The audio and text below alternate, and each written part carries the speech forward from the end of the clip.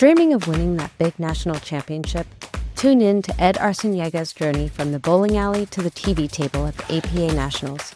Learn how this hardworking pool champion relies on self-care, mental fortitude, and a support network of coaches, family, and friends to rise to the top of the game.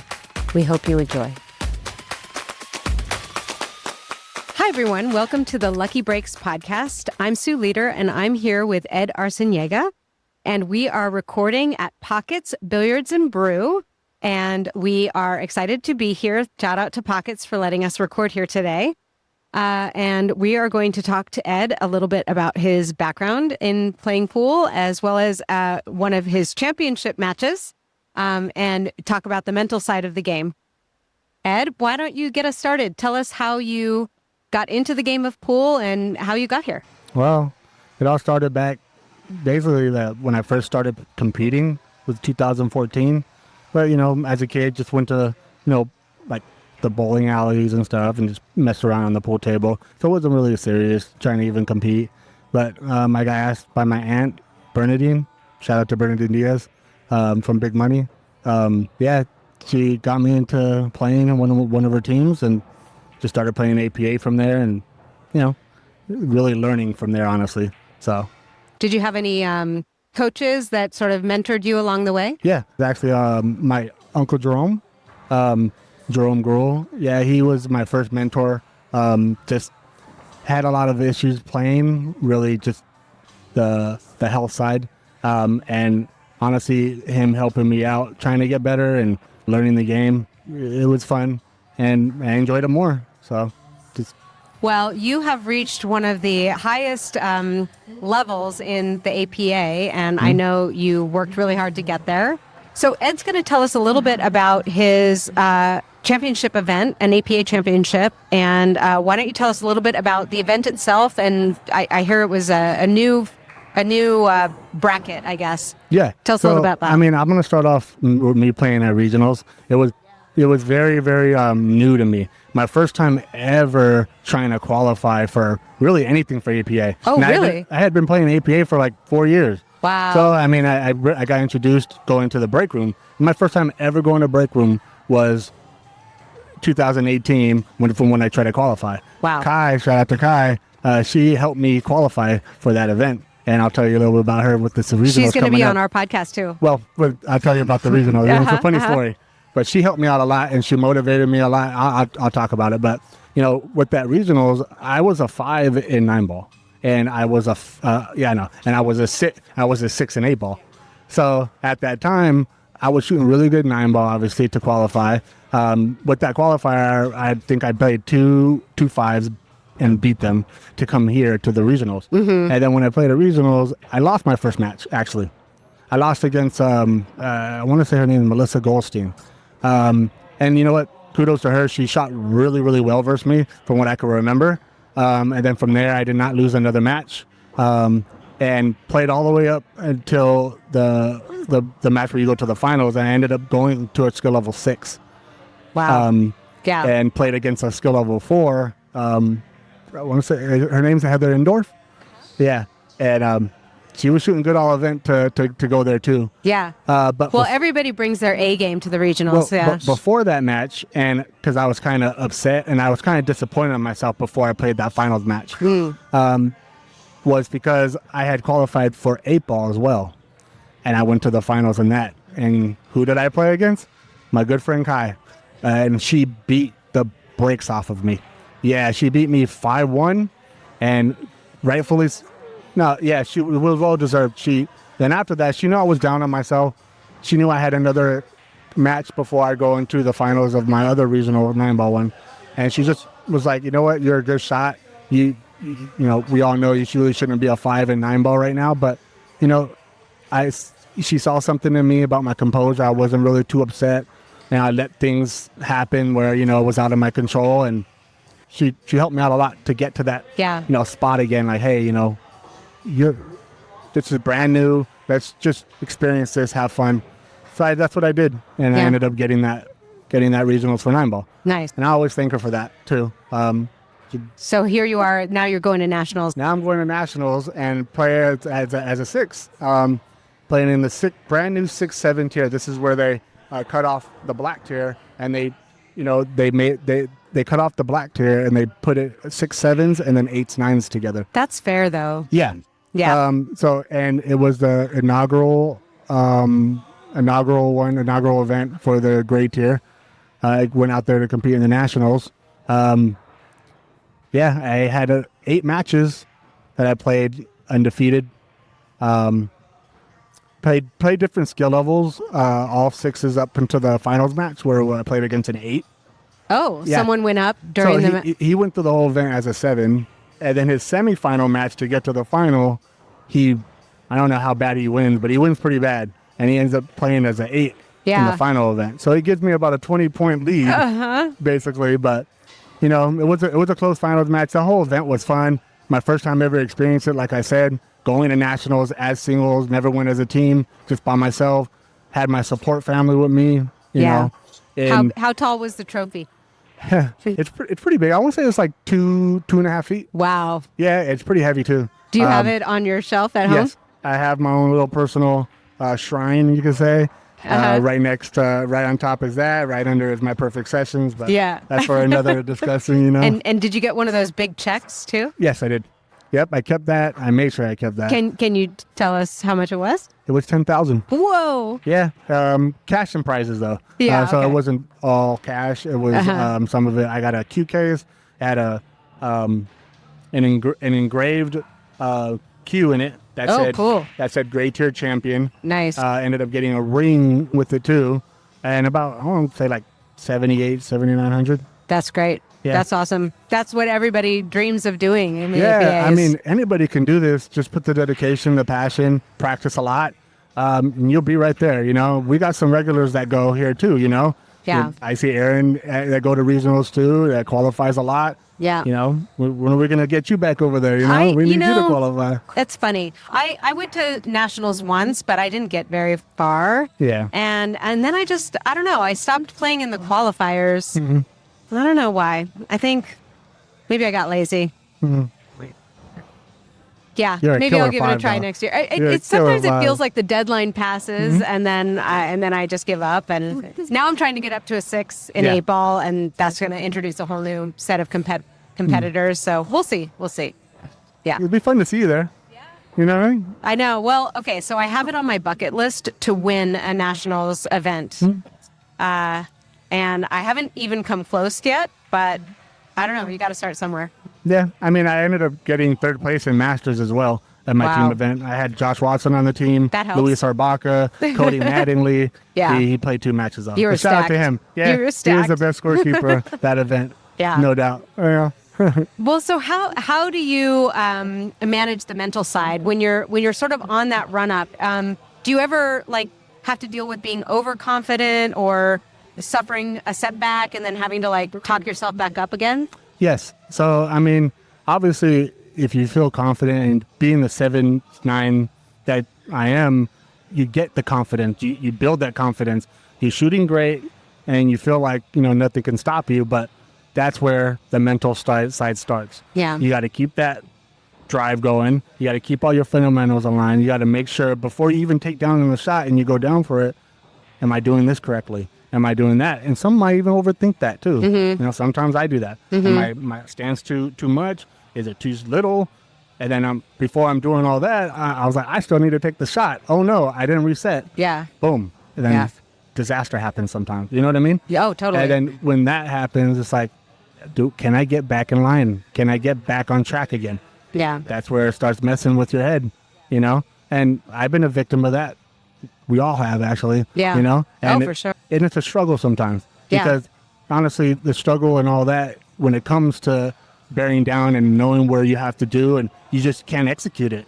We've been through so many situations and shot making ability opportunities to know what we're doing.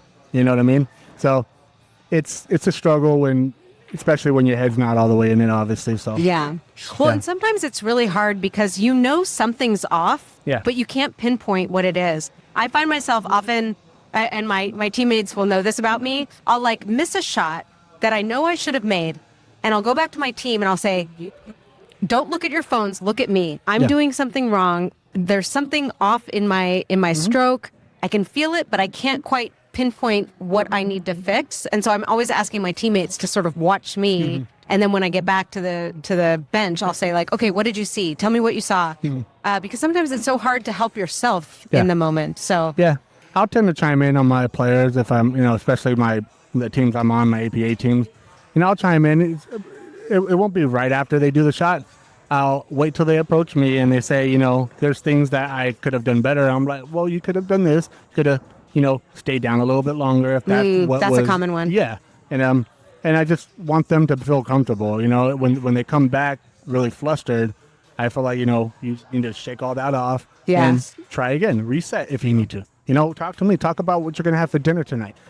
Take your mind off of that, what you just did, and then get back fresh. You know what I mean? Like, you always want to know, you always want to reset when you come back to the table because you don't want to take, if you miss a shot or you miss the opportunity and you get back to the table, you don't want to go back knowing what you did. Still thinking about that last shot that you missed. Still thinking about the last shot. Yeah. You want to come back fresh. You know what I mean? Have a better understanding of the table. Have fun when you're coming back to the, talk to your team, Yeah, for sure. Yeah, you have to be open to critique, but not let so much critique in that you lose all confidence. That's why this game is so interesting, and I plan on playing it for as long as I can because it's just so much to learn, both about the mental and the physical side. There's always something to work on. Yeah, for sure. I've been thinking, we're entering the season of the city championship, or they're called the world qualifiers. So this is the one chance the APA teams have to qualify for the Vegas event, which happens in August. And I know I've been playing in this league for many, many years. And this is always the time when I get sort of anxious because I know this is what I've been working all year for. And now we've got a whole team involved. What is your advice for a team that's maybe getting ready for cities? They've got many different skill levels on their team, so many different levels of ability. But we all, no matter what our ability, we all suffer from nerves and jitters and getting, too down on ourselves in the middle of the match. What would you recommend to those folks? Just stick together as a team, talk to each other, communicate as much as you guys can, practice with each other, know the understanding of the table with each other, especially. And just like I said, always push to have fun, because if you don't have that, and you're always serious, you're gonna get at each other a lot. Like if someone's serious, if you have like 5 serious players on the team and they're not meeting up to the standards of that other player that's serious, you're gonna get really wrong. You're not gonna get the right stability of the team. Yeah. You know what I mean? You want to be focused. You guys want to be in tune with each other, in sync. You know what I mean? No Justin Timberlake, but you know what I mean? Like, yeah.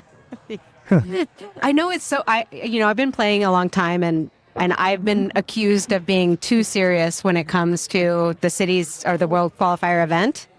And I don't know, it's just more fun when you win. Yeah, no, you're right. You're right. I understand that. And everybody wants to do that. But sometimes, the other player you're playing against is just, is on point. There's really not much you can do. It's not a you thing. It's everybody else too, as a team too. Yeah. And you always strive to always want to pick up a player that, obviously just really lost really bad or something. Yeah. You want to be the first to motivate, especially if you're a captain. You want to be the first one there, say, hey, man, don't even worry about that. Shake it off.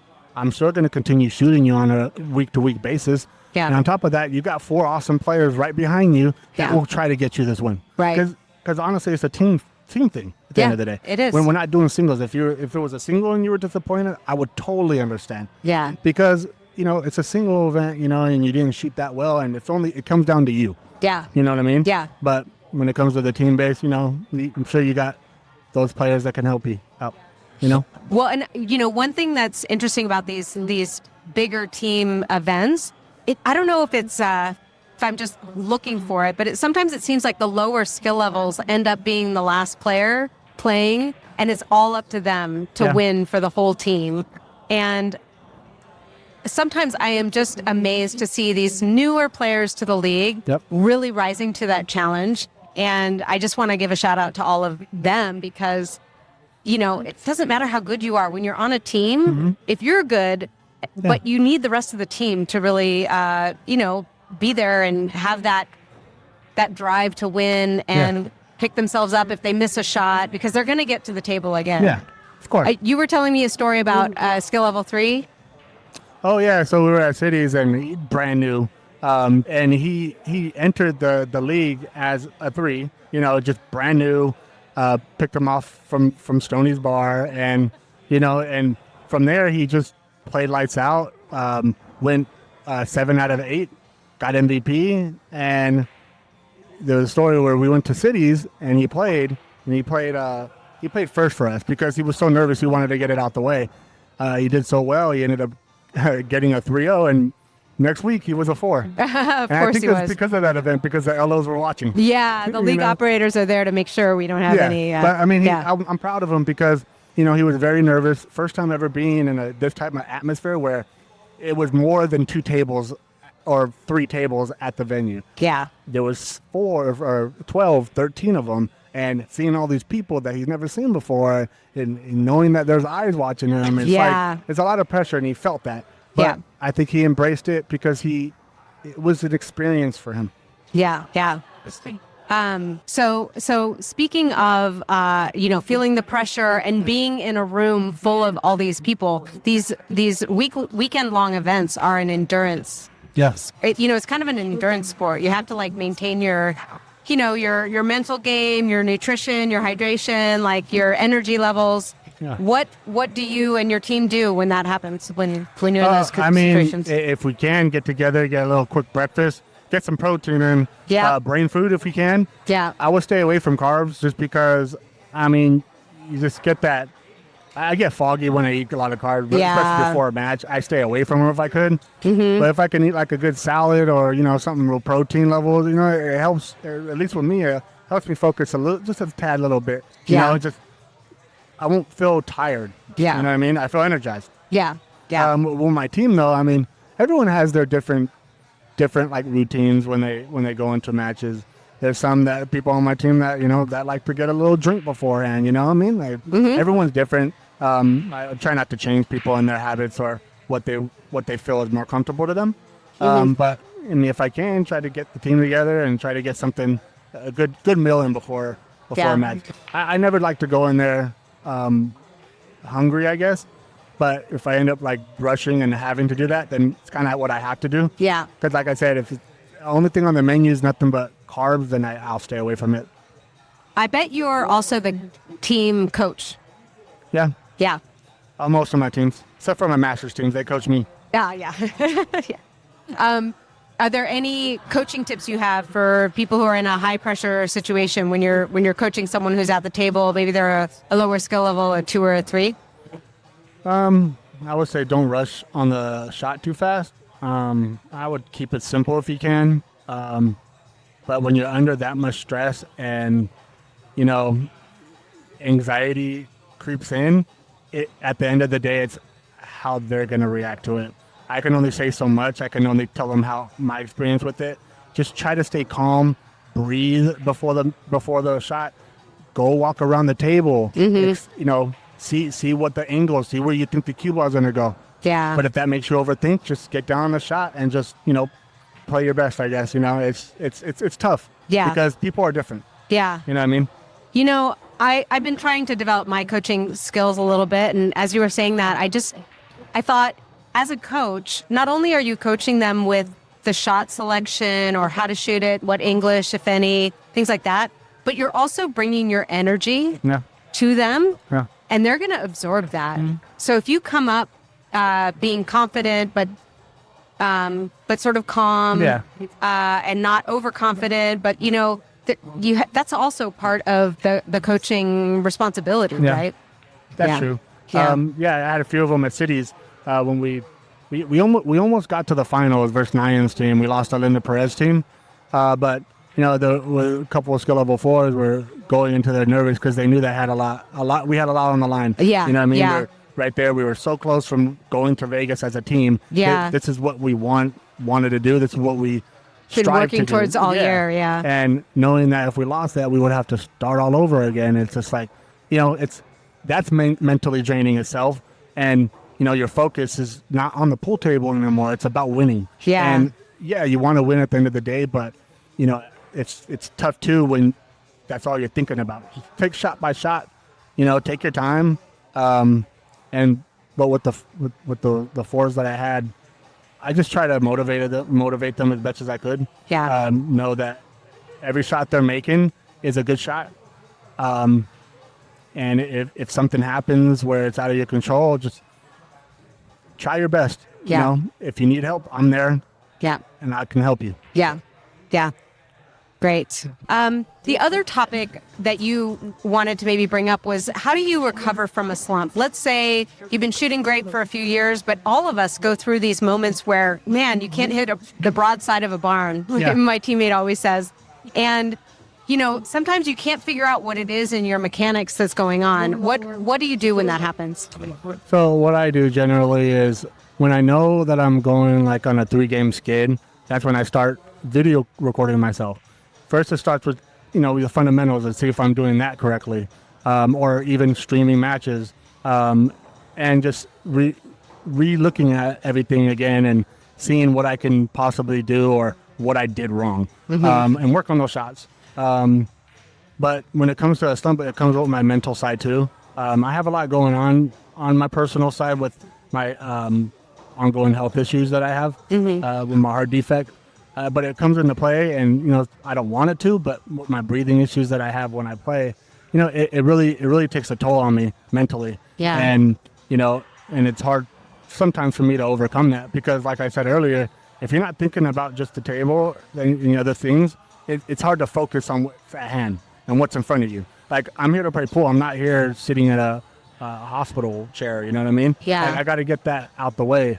But sometimes it's tough, because there's a lot of things that happen during matches with me that causes certain things to happen. Yeah.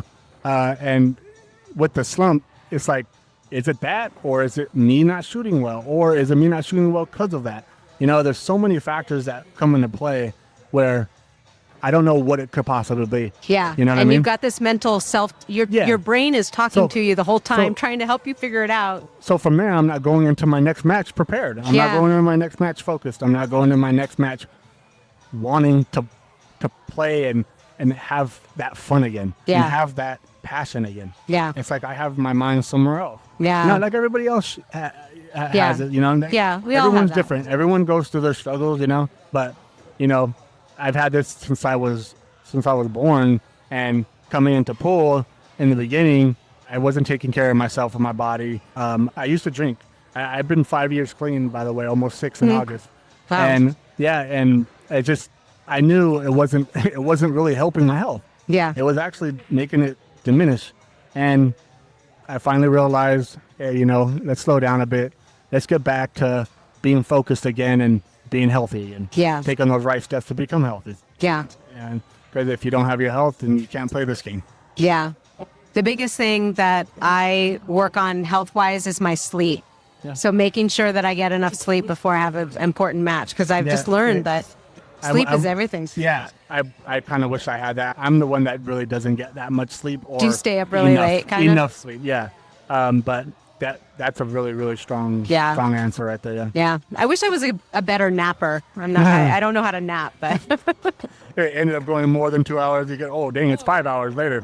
And then I'm just useless for the rest of the day. But yeah, we've talked a lot about the city's events. What upcoming events do you have that you're going to be playing in that are sort of those high pressure moments for you? So my next one, as far as like APA or just in general? It could be a weekend tournament, or I don't know. Okay, well, we've got cities coming up. Let's start with that.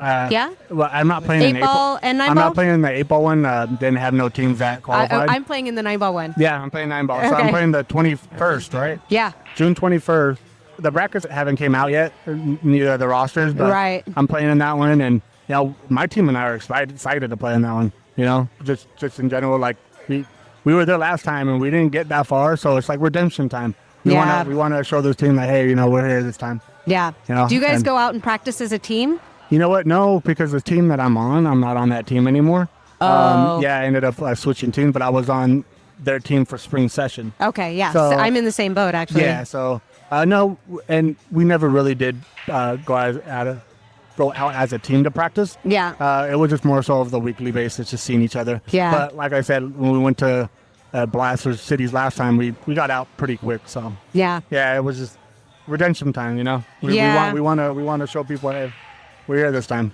I feel like the stars really have to align sometimes to get all the way through. It's really tough. It's good to have support systems too. Yeah. You know, it's good to have, you have that person that's always with you, that motivates you. Keep them around. Yeah. You know, they're good vibes, and honestly, that'll help you, you know, Yeah. get along the way. You know, we all have a lot. We all have our different people that we like to hang out with the cliques and stuff. But, you know, at the end of the day, we're all community. We're all friendly here. Yeah. You know, I've known you a And we while. I've known congratulate- Aaron a while. It's Yeah. like we're all cool with each other. Yeah. You know. Yeah. I think it's because of communication. As long as we're communicating with each other and not really, you know, straying away from each other, I think that works wonders, and it helps build relationships. Yeah. So, Yeah, you know? I've noticed the community here just getting closer and closer, just even over the last year. Yep. It's been great. You know, it's great to see and watch. Yeah, yeah.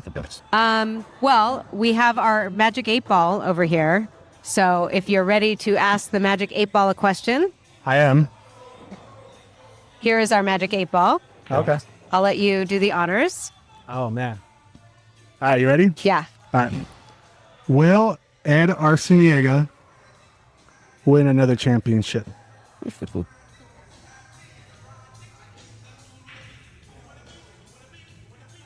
You can rely on that. Whoa, really? Awesome. I think so. I think that's what it said. You want to double check? Well, I don't have my glasses on, so I can't read it. But we've already had one winner of the 8 Ball thing where they asked the question and it turned out to be true. Uh-oh. So stay tuned for that episode. You'll find out about it That means I gotta pretty hurry up soon. and get out there and qualify. So we will come back and ask you about that. Thank you guys for having me on this. I'm really honored, and Thank you so much. Thank you guys. Yeah, thank You you. guys are doing great things here, and you know, I can't wait till this blossoms out more. And yeah. Well, it's in large part to our wonderful guests. So thank you so much for joining us on the Lucky Breaks podcast, and we'll see you all next time. That wraps up another episode. A big thank you to our guest for joining us today and sharing their story. If you want to connect with our guest, their contact info can be found in the show notes for this episode. Also, please show your support by liking and subscribing. We hope you enjoyed this episode of the Lucky Breaks podcast. You can find more episodes at youtube.com/@luckybreaks-podcast or by searching for Lucky Breaks on your favorite podcast player. This episode was produced by Sue Lueder and Aaron Schulman. Thank you for your support. Sign up to be a guest on a future episode from our YouTube channel page.